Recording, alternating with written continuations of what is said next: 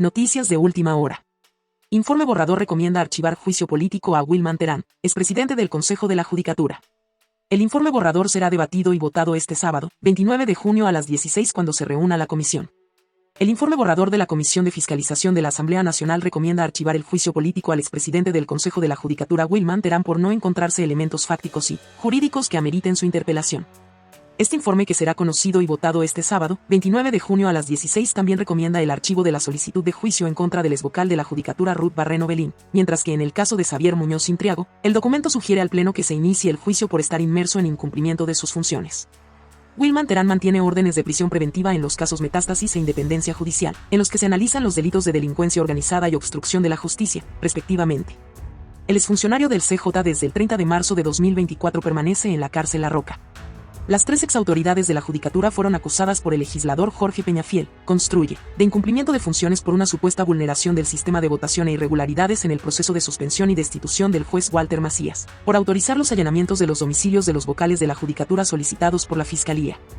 Están acusados por la extensión arbitraria mediante resolución de los periodos de los jueces de la Corte Nacional de Justicia, sin concurso previo, y además se los responsabiliza políticamente de supuestas irregularidades en el concurso de oposición y méritos para la selección de juezas y jueces de la Corte Nacional de Justicia. En el ámbito judicial, Terán y Barreno siguen esperando una decisión de llamado o no a juicio por el delito de obstrucción de la justicia. Ya existe una sentencia contra el exvocal Xavier Muñoz, quien a través del procedimiento abreviado y la cooperación eficaz aceptó la responsabilidad y la existencia de los hechos acusados por la Fiscalía. Conclusiones. Según el documento borrador, el juicio planteado por el legislador Jorge Peñafiel, Construye, presentó una falencia de origen, pues el proponente no individualizó las responsabilidades de los tres acusados. Además sostiene que el legislador Peñafiel no actuó la prueba, ya que esto no es equivalente a que el secretario de la comisión lea las pruebas presentadas. La actuación de la prueba conlleva a que se busque generar una relación causal entre la prueba presentada, el hecho narrado y el incumplimiento de funciones respecto a cada uno de los imputados.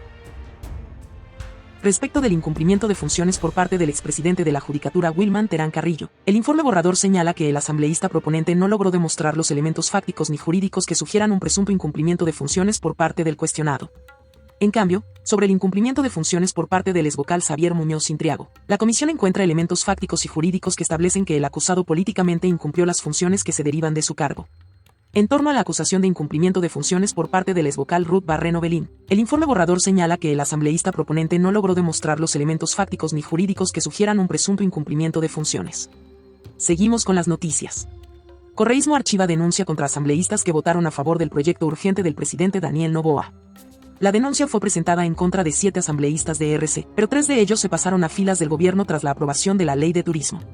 El Consejo de Disciplina y Ética del Movimiento Revolución Ciudadana, RC, archivó la denuncia presentada en contra de 7 asambleístas de la bancada que, en marzo pasado, votaron a favor de la Ley Económica Urgente para el fortalecimiento de las actividades turísticas y el fomento del empleo.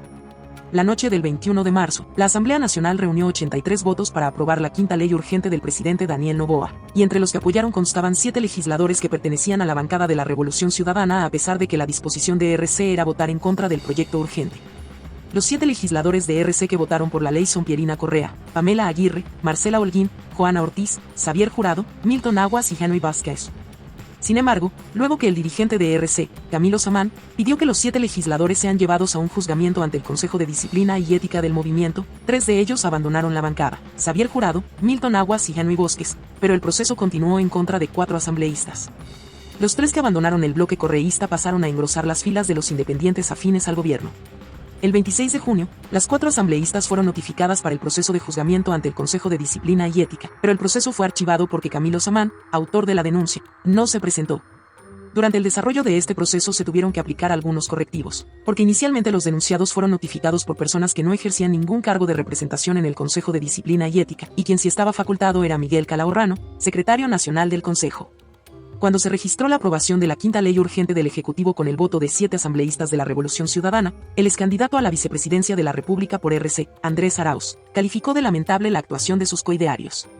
Hoy, 7 asambleístas de la RC se apartaron de la decisión de la bancada y del movimiento de votar en contra de una ley que no soluciona nada, que contiene artículos de contrabando, y que da total discrecionalidad a Daniel Noboa para perdonar impuestos, dijo en sus redes sociales. Seguimos con las noticias. Alondra Santiago dice, si tengo que pedir disculpas, David Reynoso también debería, por hacer sátiras de políticos. A la periodista cubana le fue revocada la visa que le permitía estar en Ecuador. Esta mañana anunció su salida del país, Antes de su viaje dio esta entrevista. La mañana de este viernes, 28 de junio, Alondra Santiago anunció que salía del Ecuador antes de ser deportada. Todo esto luego de que su visa que le permitía permanecer en el país desde hace 19 años haya sido revocada el 24 de junio.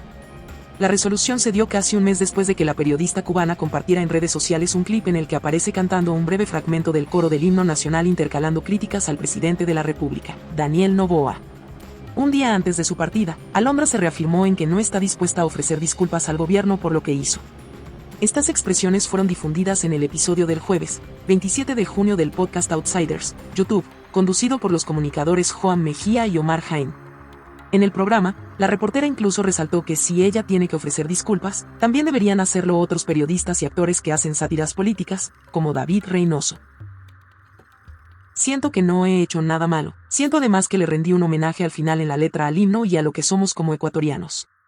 Siento que el que debe pedir disculpas es este gobierno, que debería hacer una reflexión sobre todas esas decisiones autoritarias, arbitrarias, destacó Alondra. Agregó, si yo digo que tengo que pedir disculpas, entonces Joan tiene que pedir disculpas, todos los que criticamos y hacemos un chiste, o un actor, como David Reynoso, que incluso hoy está aplaudiendo que hoy se me deporte, o Víctor Arauz, o la Mofle, Flor María Palomeque, por hacer sátiras de políticos, por incluso burlarse de muchas cosas que han pasado. Entonces, ¿dónde queda la libertad de expresión? En el espacio, Alondra Santiago aprovechó la oportunidad para aclarar que la visa que le posibilitaba su estadía en Ecuador es de amparo, con vigencia permanente, a decir de ella. Además, dijo, no le han dado el derecho a defenderse. Lo que Daniel Noboa está haciendo es una persecución política, puntualizó en la transmisión. Seguimos con las noticias. Henry Cucalón, exministro de Gobierno, confirmó que ha mantenido diálogos con el movimiento Construye de cara a las elecciones del 2025. Días atrás se reunió en los Estados Unidos con la también exministra de Gobierno, María Paula Romo, con el fin de encontrar coincidencias. No dudaron en compartir fotos del encuentro. El pasado 26 de junio, María Paula Romo y Henry Cucalón, ambos exministros de Gobierno de Lenín Moreno y Guillermo Lasso respectivamente, se reunieron en Estados Unidos y de aquello hubo registro. En una de las fotos se puede ver de fondo una pizarra con varios temas ahí escritos: acceso a crédito, mercado de valores y una palabra que destaca: equipo. Confirma Cucalón que ha iniciado conversaciones con Construye, movimiento que lidera María Paula Romo, con el objetivo de encontrar coincidencias. Y sí hemos dialogado y queremos ser parte de un proceso, de una construcción, de una plataforma que tenga fundamentalmente planteamientos, propuestas, una causa en común. Y eso significa que será él el candidato a la presidencia por parte del movimiento que auspició a Fernando Villavicencio en las últimas elecciones. Cucalón responde: si el partido Construye, si varios partidos que forman el centro político creen que yo puedo ser parte de ese proceso, que yo los puedo representar, yo estaré ahí. Pero los protagonistas de estas fotos tienen una historia de por medio, una política. María Paula Romo fue censurada en noviembre de 2020 con el voto, entre otros, del Partido Social Cristiano al que pertenecía Cucalón, quien intervino en la sesión en la que Romo fue destituida. Quieren eludir la responsabilidad de haber entregado la seguridad social, el SECOP y los hospitales del Ministerio de Salud. Es la persona que acapara mayor poder ante la ausencia deliberada del primer mandatario. Es decir, manejan todo, pero ahora resulta que no responden por nada. Ese fue un proceso político partidista en contra de la ministra María Paula Romo. Yo he sido ministro de Gobierno y uno termina siendo pararrayos del gobierno. Posición política, no personal. Creo en la honestidad de María Paula Romo. ¿Qué papel desempeñará Romo en las siguientes elecciones? Es una pregunta que Cucalón prefiere que ella responda. Lo que sí confirma es que se van definiendo temas. La lucha contra la impunidad es prioridad, aseguró. Confirma además que con el movimiento Creo también se conversó, pero que con Construye los diálogos han avanzado más. Caso Metástasis se queda sin juez. Felipe Córdoba presenta excusa ante una enemistad manifiesta. Para el 15 de julio próximo se convocó a la audiencia de evaluación y preparatoria de juicio contra 52 personas investigadas dentro del caso Metástasis. Una vez que el conjuez Julio Inda de la Corte Nacional de Justicia aceptó, este viernes, 28 de junio, la excusa planteada por el juez nacional Felipe Córdoba, ante una enemistad manifiesta evidente, el denominado caso Metástasis se queda sin magistrado que conozca la causa. La decisión fue tomada luego que se determinara que se han justificado los presupuestos para configurar la causal de enemistad manifiesta definidos en el artículo 572.8 del Código Orgánico Integral Penal.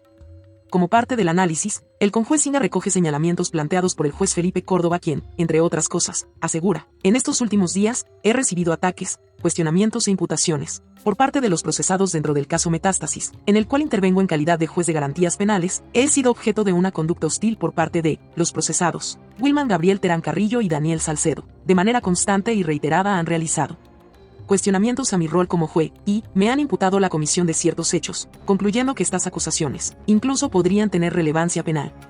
Días antes, Felipe Córdoba, juez que estuvo a cargo del caso Metástasis desde mediados de diciembre del 2023, presentó, bajo juramento, su formal excusa para continuar con la sustanciación del proceso penal.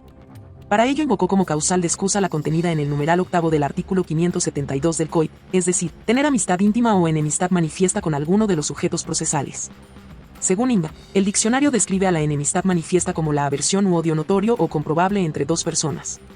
Esta determinación, desde la perspectiva del conjuez, haría perder la imparcialidad subjetiva del juzgador y, por ende, es una causa de excusa o recusación, principalmente en el caso que el foro interno del juzgador se vea comprometido para conocer o sustanciar un proceso en contra de un enemigo.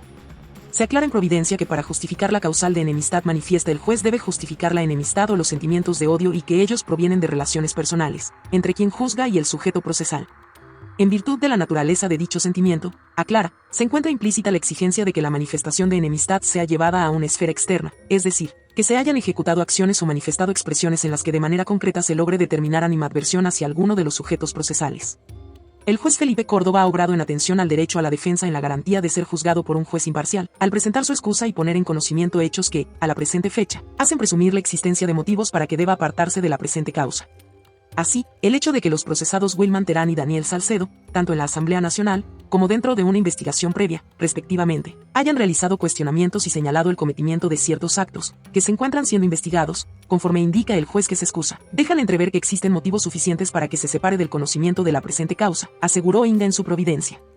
Aceptada la excusa de Córdoba, el conjuez Inda dispuso que se remita un oficio al presidente de la Corte Nacional de Justicia, José Swing, para que, mediante sorteo respectivo, llame al conjuez o conjueza que corresponda para que continúe con el conocimiento y tramitación de la causa en la que se investiga el delito de delincuencia organizada, parte del conocido como caso Metástasis.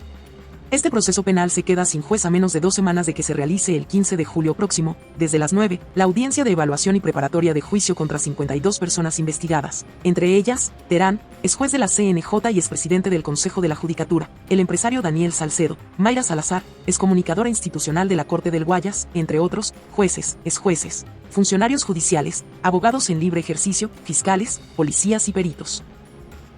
Esta es la segunda convocatoria, pues el primer llamado fue hecho para el 3 de junio pasado, pero la audiencia se difirió ante el pedido realizado por la Fiscalía General del Estado, ya que estaba la institución a la espera de que ingresen al expediente las respuestas a pedidos hechos durante la etapa de instrucción fiscal y lo que se buscaba es precautelar el derecho a la defensa de todos los sujetos procesales. El 13 de abril pasado se completaron los 120 días de instrucción fiscal en una causa en la que se investiga a 52 personas por formar parte de una empresa criminal que fue liderada por el narcotraficante asesinado Leandro Norero para buscar fallos judiciales favorables y beneficios penitenciarios para él, que era conocido con el alias del patrón, su familia y para cercanos de la organización delictiva que manejaba.